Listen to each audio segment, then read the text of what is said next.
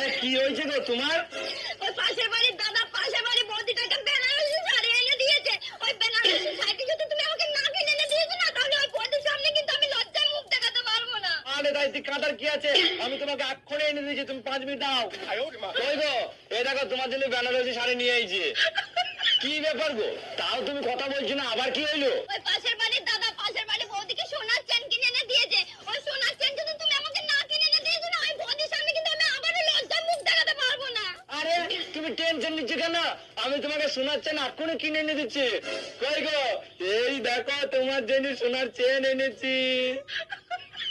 তা কি হইলো গো, কথা বলছো না কেন, কি হয়েছে? ওই পাশের বাড়ির দাদা পাশের বাড়ির বৌদিকে স্কুটি কিনে দিয়েছে। ওই স্কুটি যদি তুমি আমাকে না কিনে এনে দিয়েছো না, তাহলে ওই বৌদির সামনে কিন্তু আবার আমি লজ্জায় মুখ দেখাতে পারবো না।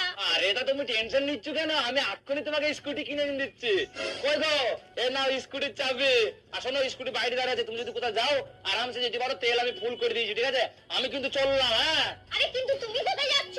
আরে পাশের বাড়ির দাদা তো একটা বৌদিকে নিয়ে পালিয়ে গিয়েছে, আমিও একটা বৌদি নিয়ে পালিয়ে যাই, নাইলে তো তুমি আমার পাশের বাড়ির বৌদির কাছে লজ্জায় মুখ দেখাতে পারবে না।